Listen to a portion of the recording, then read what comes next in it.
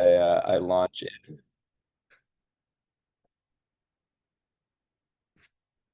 All good. Great.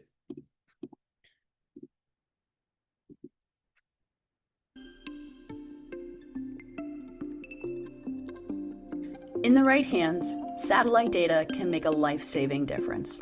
But not enough humanitarians are using these incredible assets. And scientists need real-life input to develop even more impactful research. To unlock this promise of satellite technology, NASA Lifelines brings together humanitarians and scientists. Experts from different sectors, disciplines, countries, and backgrounds collaborate to improve the use of satellite data for humanitarian action. There is so much untapped potential for these technologies to make a difference in the lives of the most vulnerable. Our community of the future focuses on people's needs and how satellites can help us holistically understand the social, environmental, and economic dimensions of a crisis. Only then can we make the best decisions in the worst times. What I think is so powerful about this NASA Lifelines project is you're already seeing the communication happening, the partnerships building, the community growing. NASA Lifelines has been essentially a passion project of mine ever since I started at NASA. How do we use science to create resilient society? One of the things I was most struck by was that NASA said, will we see the Earth? You know, we are able to see the Earth system.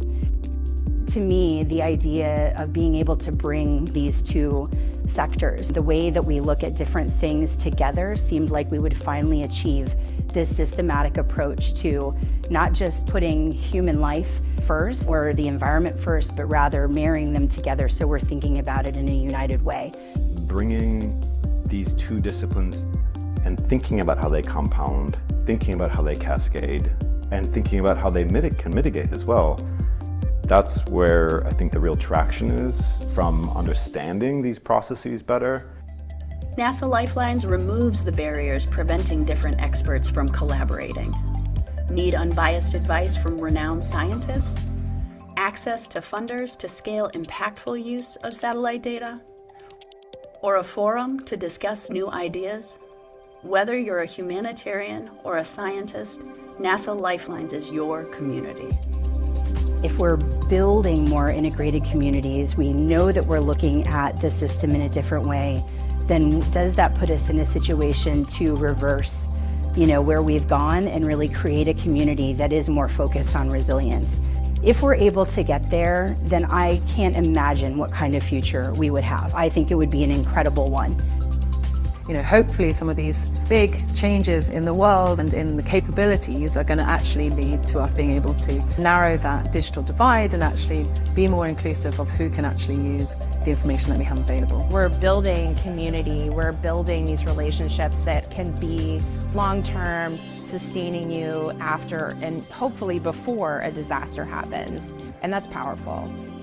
We know that there is still significant unrealized potential for satellite data to help humanitarians save lives, and we need you on board to unlock that potential.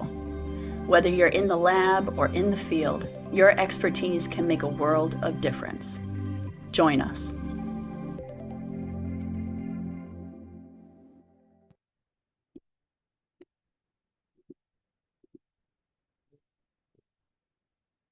So hopefully that gave everyone a bit of an introduction as to what we're trying to do with NASA Lifelines. And this is, an initiative that started back in fall of 2023, so just under 2 years now. Really founded on this premise here that you see, which there's really still a lot of unrealized potential for satellite data to help humanitarians save lives and to reduce suffering. We call ourselves this community of the future. So that means we're bringing together communities and individuals that might not otherwise, meet and know how to speak to each other and translate across disciplinary languages, let alone, actual languages. And we try to do this in a way that makes it so that the groups that are participating here have a real purpose-driven way to connect and advance their work toward better humanitarian outcomes, meaning saving lives and reducing suffering. What we've built over the course of the last couple of years, which I'll talk a lot about today, and Seamus will as well, is who's in this community.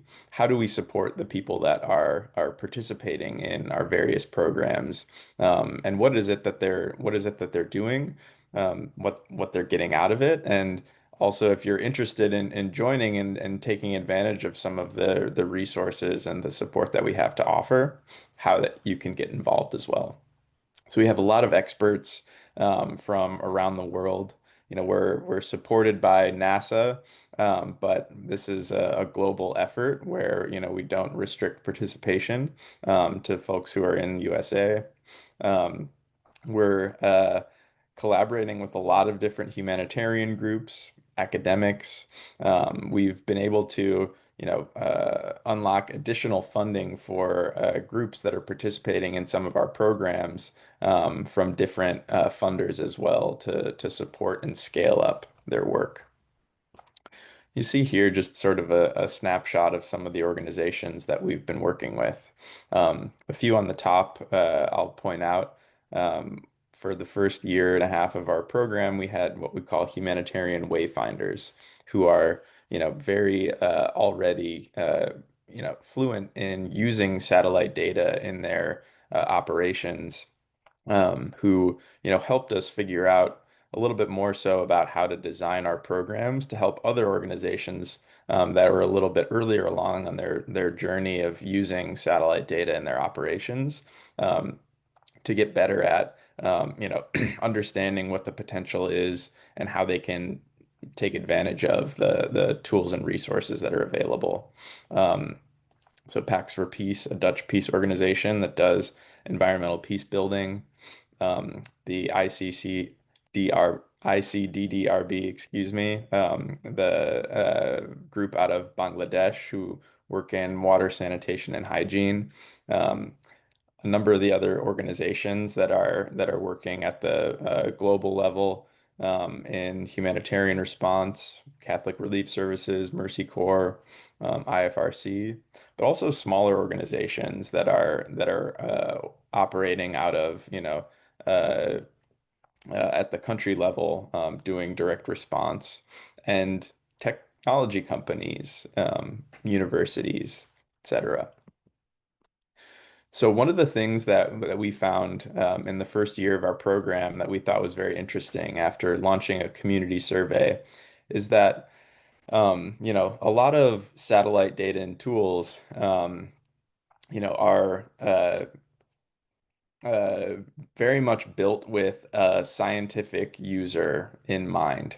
So the people who we're working with, a cross section of those groups that I've shared in the last slide, um, they, strongly agree and understand how Earth observation data and satellite data can be used in humanitarian applications, but they're less certain on how to find it and access it for their specific use case.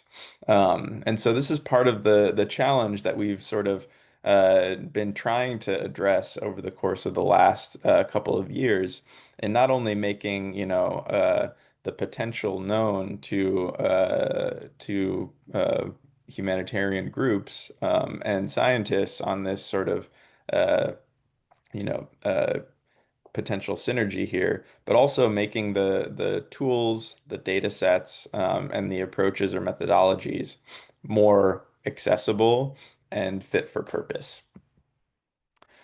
Some of the things that we've also found that a humanitarian group really needs to make sure that they can, advance their work is, more awareness around, what's potentially possible in use of satellite data and tools. What can you do with, an image, of the Earth in a location or area of interest?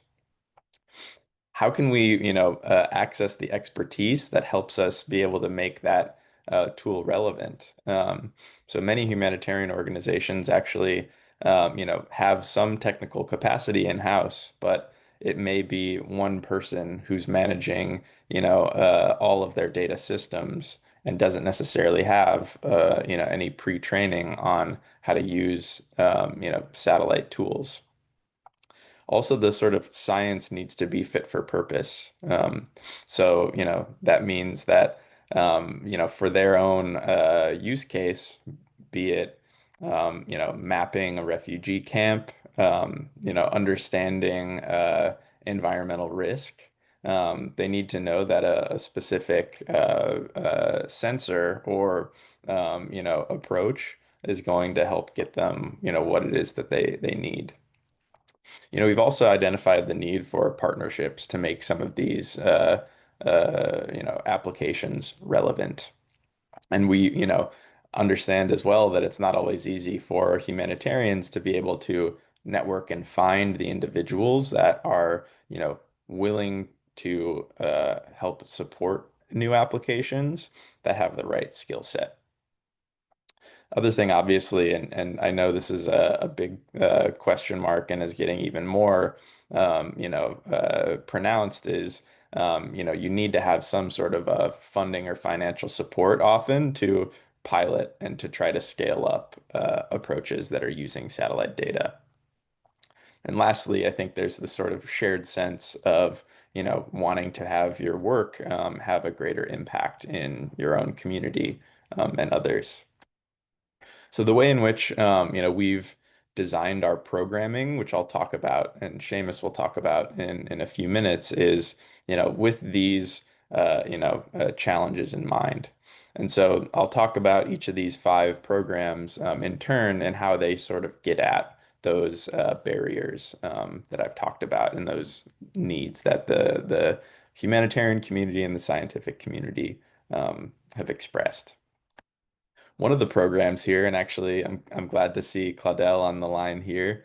He and Kaja participated in our inaugural Ready for Impact Challenge in 2024.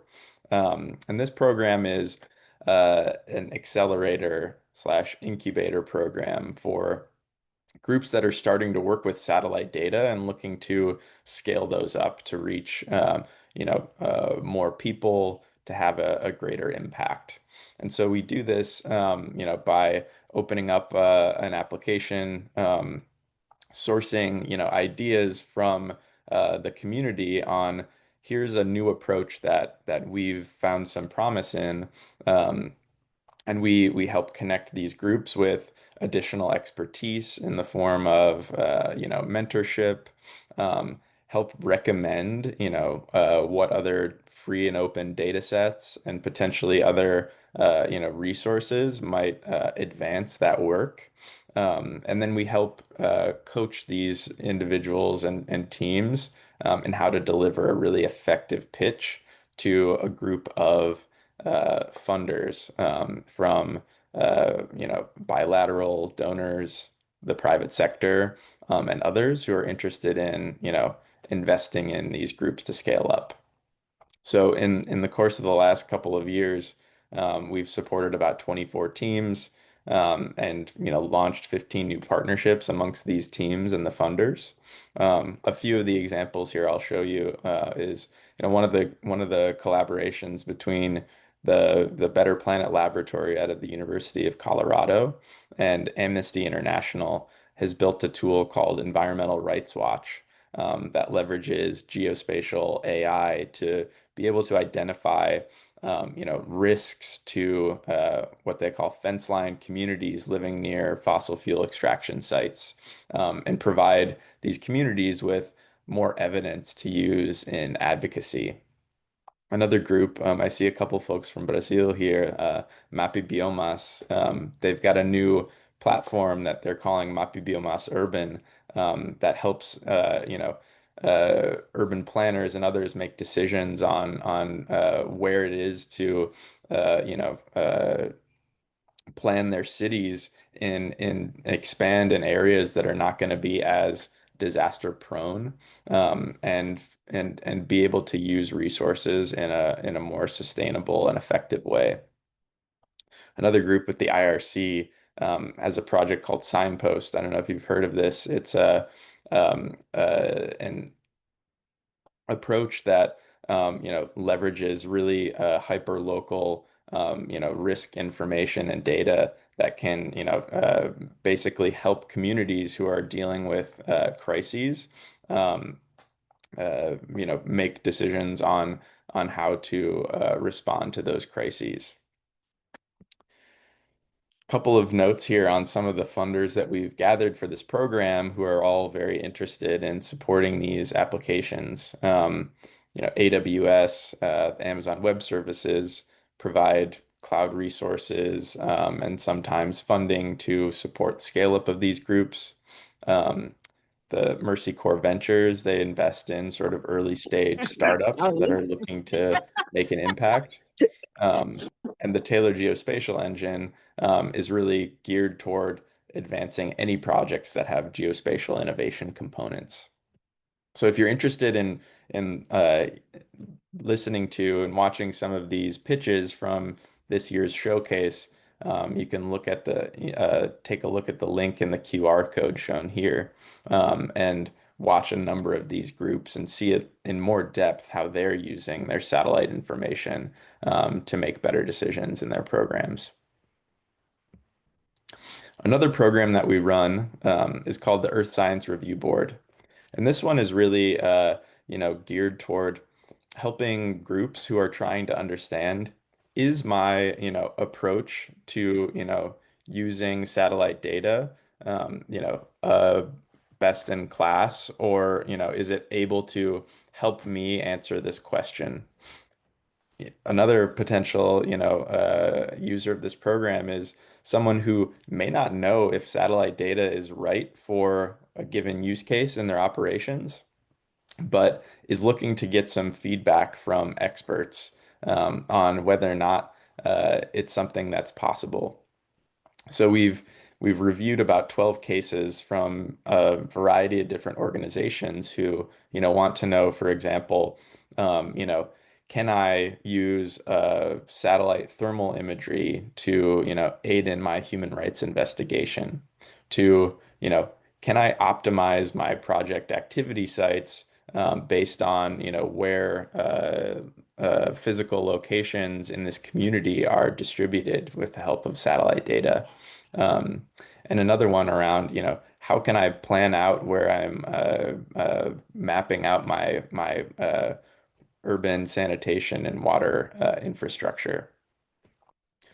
So if you are, in whatever work that you're currently doing, are interested in getting some essentially free consulting help from our panel of expert scientists in your work on whether or not and how satellite data might help, we've got a quick sort of form submission that you can fill out as part of this program to essentially gather a little bit of information on what the need is, and then we connect you with these groups for, a brief call, and usually within a 2 or 3 week turnaround time. If you're also really interested in sharing some of your expertise, if you have some expertise in, earth science, I know many of you here in Flying Labs have drone expertise already. If you'd like to volunteer to help review other projects, we're also open to those contributions as well. But yeah, this program is very much a, opt-in. You sort of, get out what you get back into it, compared to the Ready for Impact program, which is a, more intensive sort of 4 month commitment that ends in a pitch competition. Another program that we have is called Scientist Speed Dating, and you saw a couple of examples of this one in that video before, but this is really geared toward that intentional networking piece. So we bring together, individuals from across these different communities, the humanitarian, the earth scientists, technologists, and researchers, to be able to, connect across find potential collaborators and partners, and get to know what other people are working on and ask for, help, advice, tips, in a very casual setting. So, um, we've done, I think, 5 or 6 of these events now.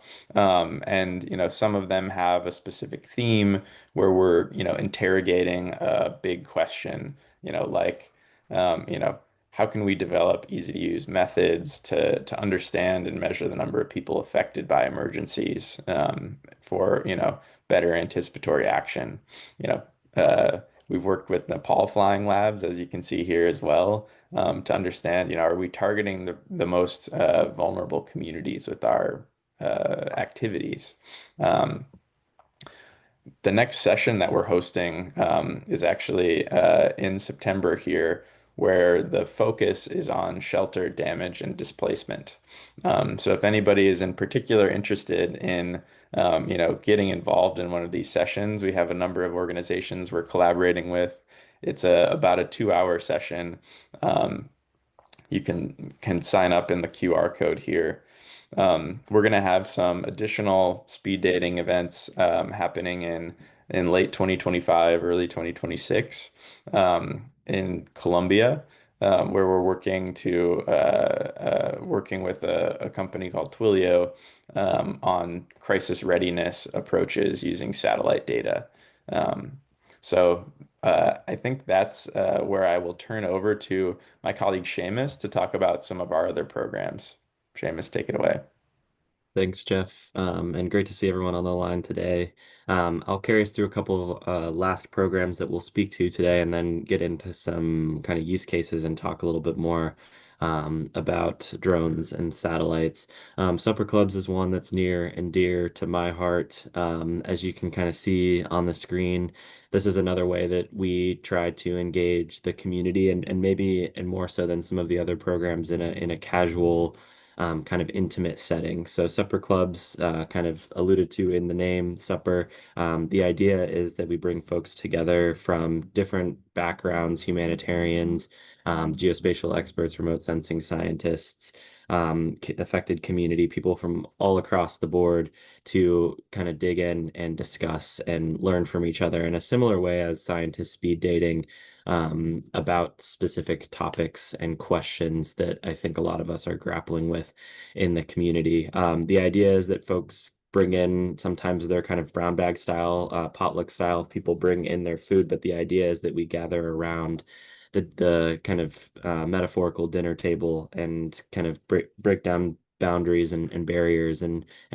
meet each other where we're at to learn from each other and grow and hopefully navigate some challenges that we're all facing. So we've hosted many of these over the last couple of years. We've engaged a lot of folks, and also this is kind of a fun program because we have them all around the world, right? This program is very unlimited in scope in the sense that folks can host their supper clubs where they're at in their own communities, regardless of whether or not there's Lifelines staff or an existing Lifelines presence or connection. So this is really a program that people can make their own and kind of add their twist to things. A couple of examples there on the side. We've hosted supper clubs with ICDDRB. We've hosted a couple at SAT Summit with Save the Children.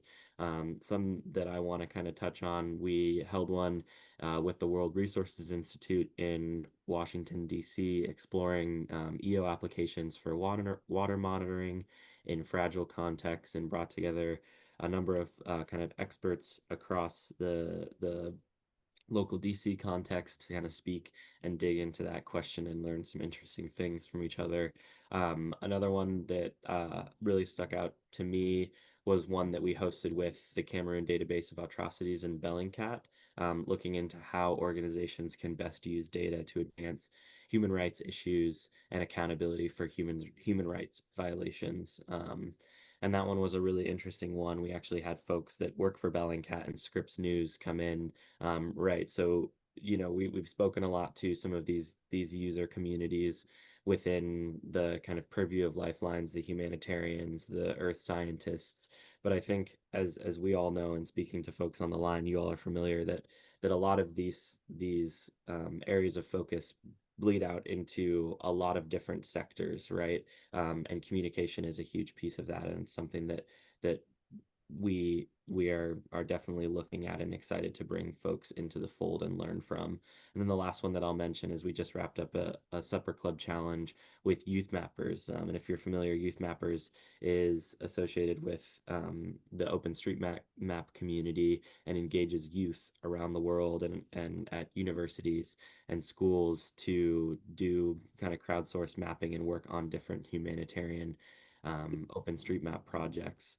And we were able to work with a number of different chapters of youth mappers, including in Nepal, Nigeria, Bangladesh, and Tanzania, and got a really interesting glimpse into the specific challenges and projects and things that folks are working on in those different areas to be able, and then kind of bringing them back and disseminating them to the broader community and learning to incorporate and kind of evolve our strategy as well. The next program that I want to talk a little bit to is the humanitarian simulation program, that in kind of a similar vein to supper clubs is very accessible to the broader community. We had around 328 folks involved with our initial humanitarian simulation, which took place last fall. This is kind of our twist on a role-playing hackathon simulated crisis event. So folks can sign up, and this one as well is kind of open the aperture to experts, to humanitarians, to people with lived experience in crisis, to students, across the kind of gamut of experience and education levels to be able to join a team. You're kind of assigned a specific role within the simulation, and then you and your kind of colleagues, the people that you meet, navigate day-to-day challenges and different things to um, address kind of an unfolding disaster. This one was set in Goma, DRC, and as I'm sure many of you have seen in the news lately and in the past, there's a lot of kind of dimensions to the kind of man-made conflict, so to speak, kind of human conflict in that region of the country, but then also natural disasters adding a whole new dimension. We built the simulation around kind of navigating some of those conflict humanitarian considerations, and then added on top of that natural disaster, the Nyiragongo volcanic eruption that did take place a couple years in the past. So we used real data, real satellite imagery, and stuff like that to kind of walk people through a very realistic simulation. I think the next slide talks a little bit about or shows you kind of the spread of where we were at for the humanitarian simulation. We hosted some in-person gameplay hubs in the United States, in Boston and DC and St. Louis, but we were also in Geneva, and then we had some hubs in Nairobi at the HOT OSM office there. And it was just awesome to see the community. The simulation was in large part virtual. But we had these gameplay hubs where people were able to actually come together and interact with each other, get in the same room, and kind of feed off of that energy of being together. The next slide, I think I have a couple of slides talking to the simulation, just to kind of give you some snapshots.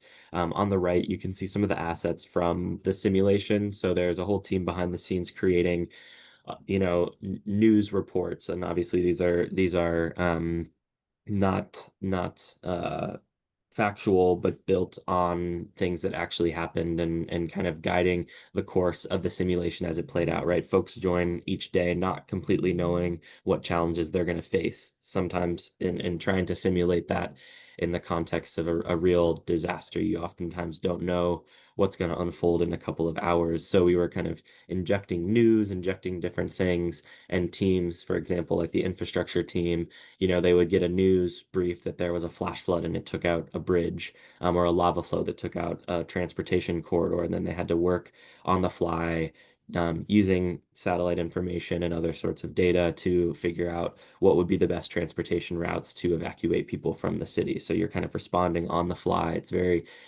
fun and exciting, and you're kind of on your toes.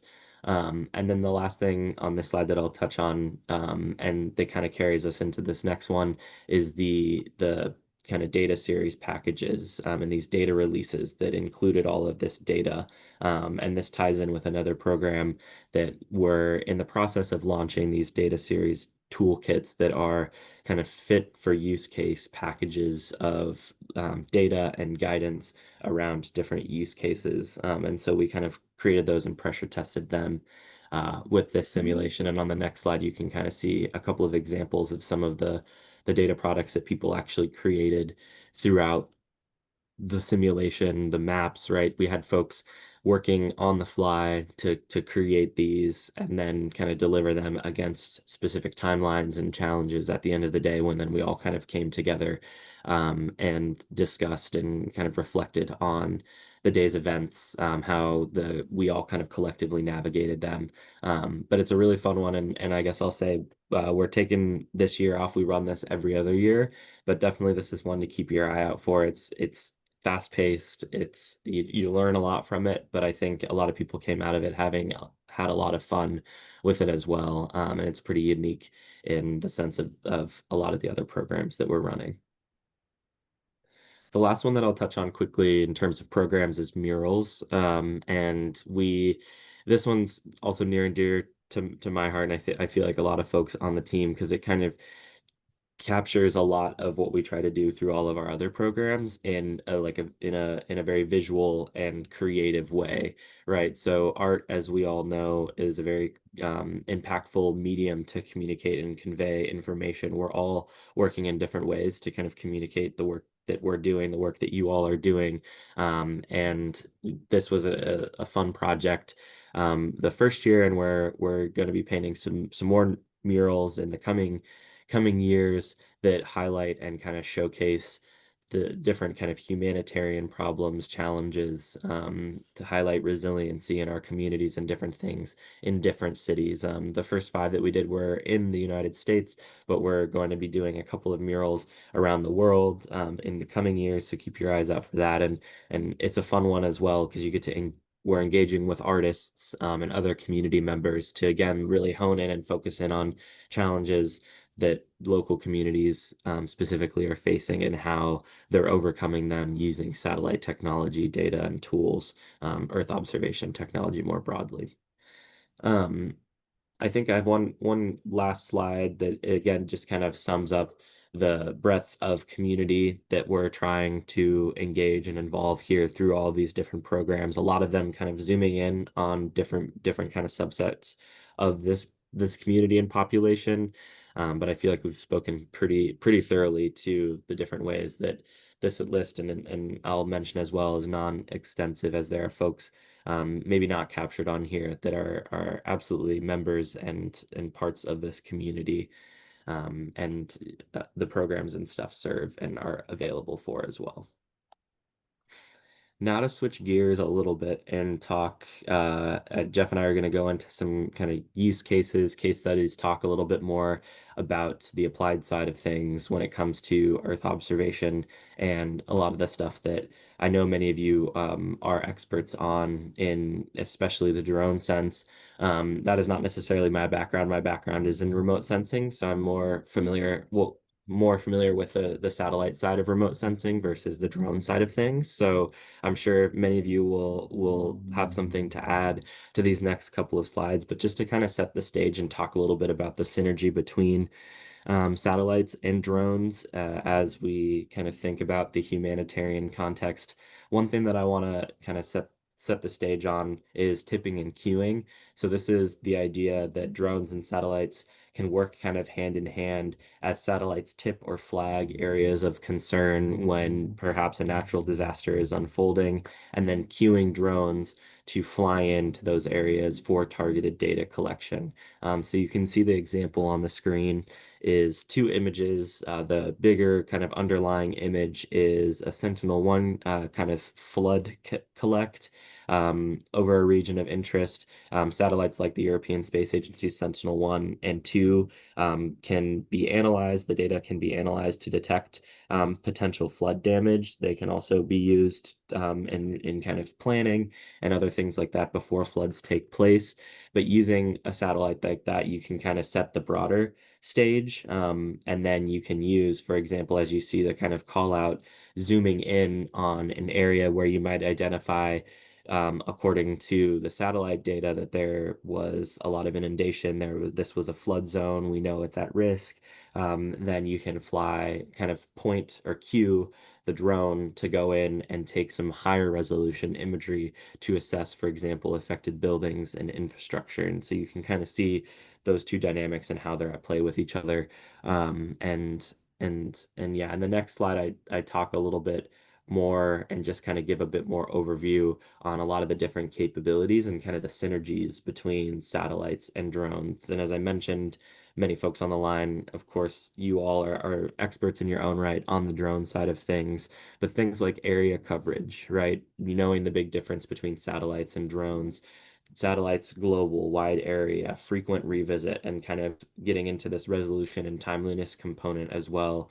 Although they're kind of oftentimes lower resolution, they have kind of this timeliness component where they're taking pictures and collecting information about the Earth's surface at a consistent rate, which then is critical for time series analysis, establishing baselines from before and after a crisis. And then where drones come in with this local targeted information, getting you high resolution centimeters per pixel, and even sub-centimeter probably in some contexts, and then also the on-demand rapid deployment. We've spoken more so and on the resolution consideration around 10 to 30 meters, and these are just for the kind of like openly accessible free satellites. Of course, there's higher resolution commercial satellites that are collecting information around 30 centimeters, but then in terms of cost, that starts to skyrocket through the roof and becomes very inaccessible pretty fast without some sort of kind of outside funding or partnerships and stuff like that, which is not out of the picture and is things that Lifelines, works with as well and tries to leverage the partner network. But cost is a big piece, and drones, of course, come with their own costs, but in kind of comparison, the low cost per kind of collect and the scalable nature of the drone technology, especially as it's starting to evolve and become more established in the sector and space, is something important to call out. So yeah, a couple others that I didn't really touch on in too much detail here, but just to kind of, again, set a baseline of understanding and kind of touch on those synergies. And then the last slide that I'll quickly mention, around some use cases that we kind of already touched on. Use cases, including disaster assessment and response, kind of walked through that in the flood context. You can kind of think of the before and after imagery to map the extent of the disasters. And this can look like floods, is the example we gave, but earthquakes, wildfires, across the gamut of things that are unfolding around the world at any given moment, and then having drones fly in to deliver that real-time high-resolution view. And that's helpful for things like search and rescue, inspecting damaged infrastructure, as we mentioned, and even delivering supplies to inaccessible areas. So that's something that I wanted to call out here as well, and kind of a consistent thread in the drone kind of application for the refugee and population monitoring and even the disease and outbreaks and health logistics is there's the Earth observation kind of component, collecting information about surface materials, about damaged buildings, about mapping and navigation and route optimization and things like that.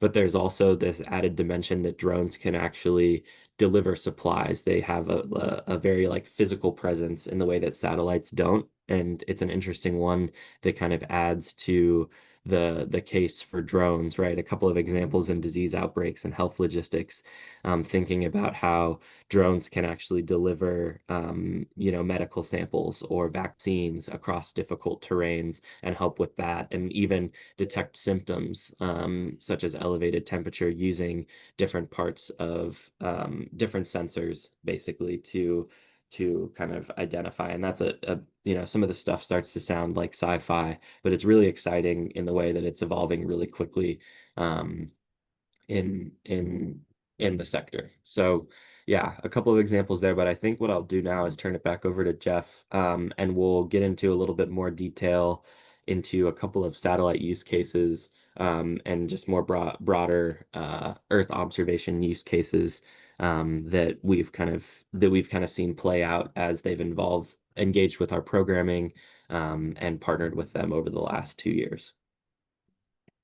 Thanks, Seamus. I want to spotlight on a group that we work with called DoSoft Congo, based in Goma in the DRC. They're a group of engineers, doctors, and technologists that have really started to build some really cool tools that are using satellite data as inputs to make an impact on humanitarian issues that their community faces. So in Goma, if you're not familiar, they've dealt with a lot of conflict over the course of the last 20 plus years. Um, in particular, the challenges that they're facing, many of them focus on, agriculture and farming, and farmers being cut off from their land due to the ongoing conflicts. So one of the folks that we worked with, Dudane, is a software engineer at this company, and he really wanted to start to understand and take action on this particular issue. We started working with this group and as part of this simulation that Seamus talked about last year. So they hosted one of our play hubs in Goma. Um, and they were already dealing with some big challenges in this local community. So, a day before that simulation took place, a ship capsized in Lake Kivu, and 78 people were unfortunately killed.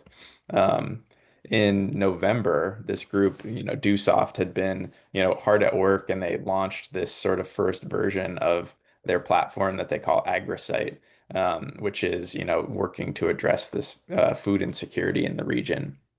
They found through some of their work that, 85% of households in and around Goma were facing food security, and many households were reliant on agriculture as a primary source of livelihood. In late January, if you've been paying attention to some of the news in the region, there was a really significant rebel incursion into Goma.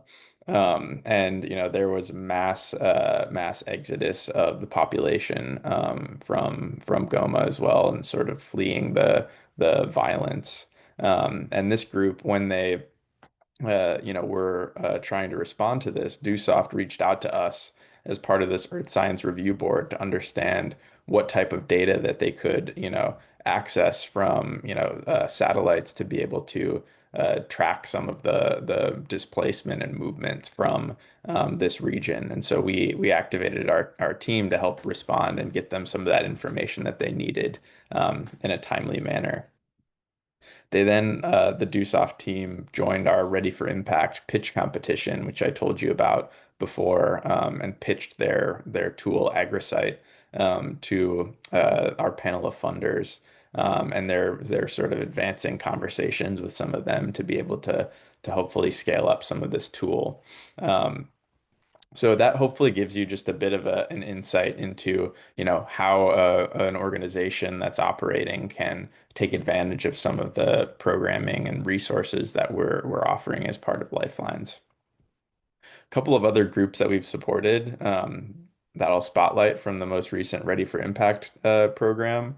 A group working with the UN Environment Program is using satellite data to map debris from areas that have been affected by conflict, to be able to help make better decisions on how many trucks that you would need to bring in to, a region to be able to amass the debris and take it away from there to allow people to better move back in, and safely access land that's been subject to conflict.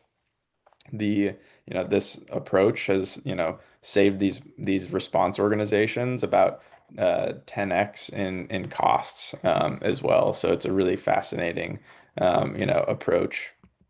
Another group that's using satellite data to make better decisions on health programming and targeting resources toward the most vulnerable.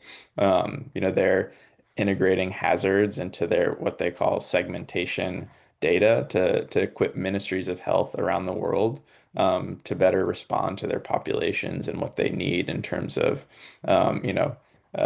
health supplies and disease response programs. Another group that we worked with is DASTA at NAXA, excuse me, in Nepal, who are building a model to help communities respond in the event of crises and deliver more actionable household level risk information. And they've been able to scale up their platform to multiple cities in Nepal and Bangladesh and are looking to scale in other places as well. Um, Wanted to just share maybe a couple of other use cases that we haven't necessarily supported directly within the NASA Lifelines programming, but where satellite data has had a really big impact. This photo taken by, I believe, a Maxar Worldview 3 satellite, which is a private satellite imagery provider. It was taken in 2015 as part of a human rights investigation in the Dogleg economic zone in Indonesia.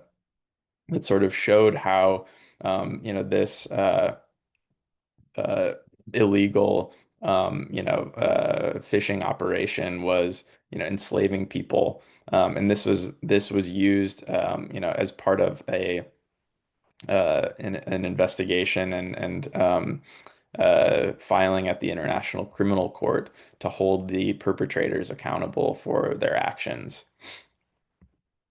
One of the other images that you'll see here is uh, was taken in 2004 in the desert in Libya to showcase sort of the hidden ammunition storage that was taking place as part of a humanitarian disarmament program. The impact of this one was to sort of help the international community understand where and how these governments were storing ammunition, trying to keep them away from detection from the international monitoring community.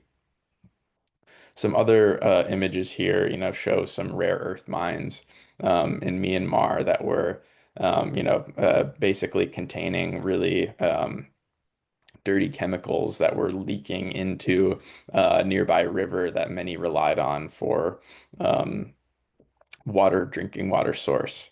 And so an interesting approach using AI was able to, identify, not only, one source, but multiple sources of this to help, when you were doing analysis of some of this data to identify where other mines were for, holding the actors that have perpetrated this accountable as well.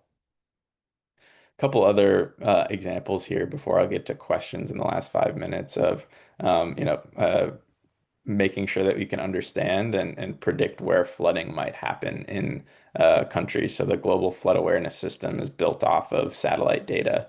And this, was a sort of predictable seasonal monsoon season in Bangladesh that this analysis allowed for some anticipated cash distribution in response efforts.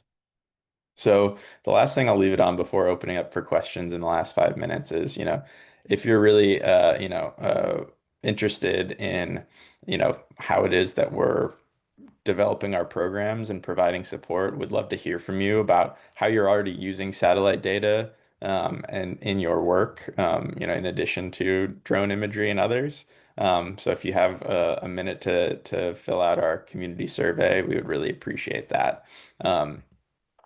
The last thing I'll leave it with is, the the appreciation from our community around this support that we're providing with NASA Lifelines. There's, I think, a lot of people who are, doing a lot of good across the Lifelines community. And so, if you're interested in getting involved and taking advantage of, please, don't hesitate to reach out. We're happy to give more information and details and hopefully help you take a better advantage of satellite data in your work. And I will stop sharing and open the floor. Thank you, Jeff and Seamus. Thank you. Any question from our side?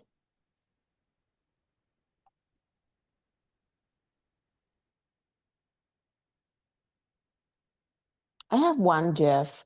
And thank you for the matrix you share, Seamus, about how the satellite drones and the satellite data and drones can be complemented. But in your experience, how do you see the integration of near real-time satellite data and drones imagery transforming disaster response workflows, but on the ground, especially for local humanitarian actors that might have some limited technical resources, from your point of view? Yeah, Seamus, do you want to take this or I'm happy to jump in?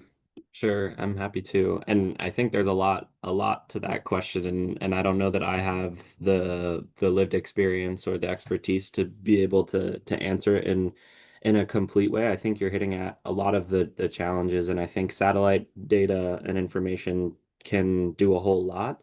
But when we're starting to talk about the like some of the immediacy of responding to an earthquake, for example, right? And you're there and there are folks that are buried beneath earthquake debris and you need to get them out as quick as possible. I think there are, of course, satellite collects that are happening and you can get that satellite information, but having the capacity for that organization that's on the ground to be able to shoot up a drone within the span of a couple of hours, have a very comprehensive damage assessment, and know where they need to send field teams, I think is a very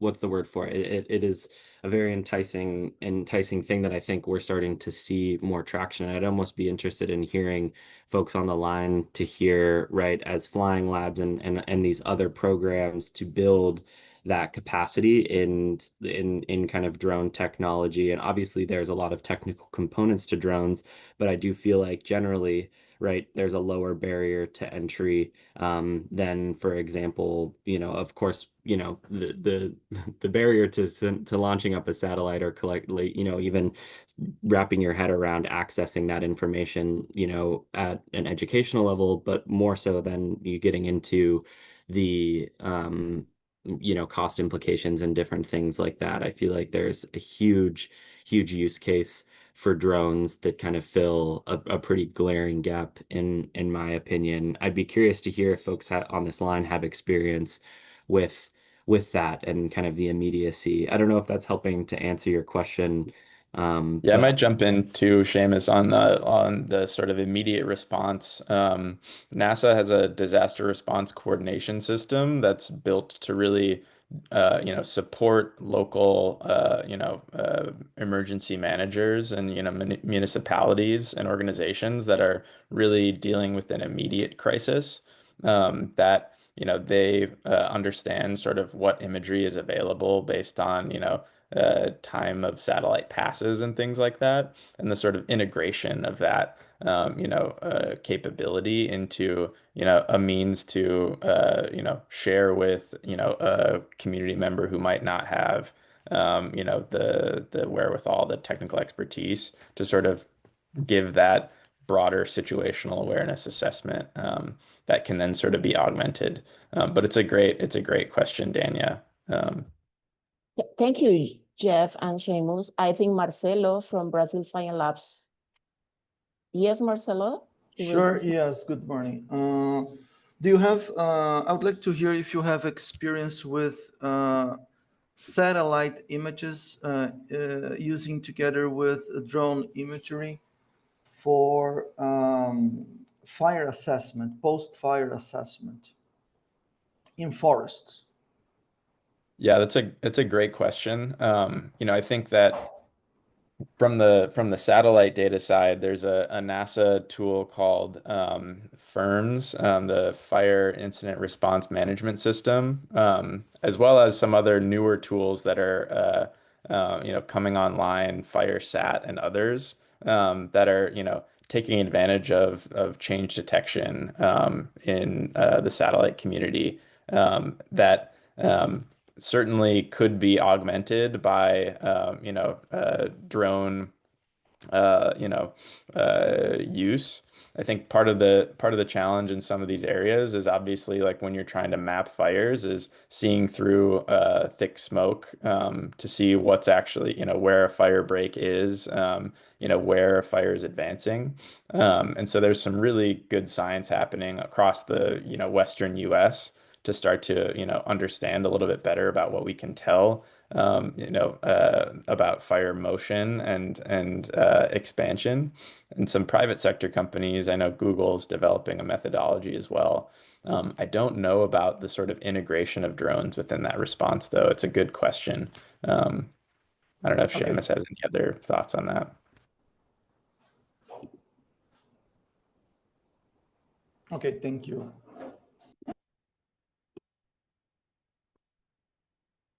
And yeah, please, any other questions, feel free to reach out to myself or Seamus. I'll drop my email in the chat here. Really appreciate you all inviting us in this morning. And hopefully this has been somewhat interesting and informative.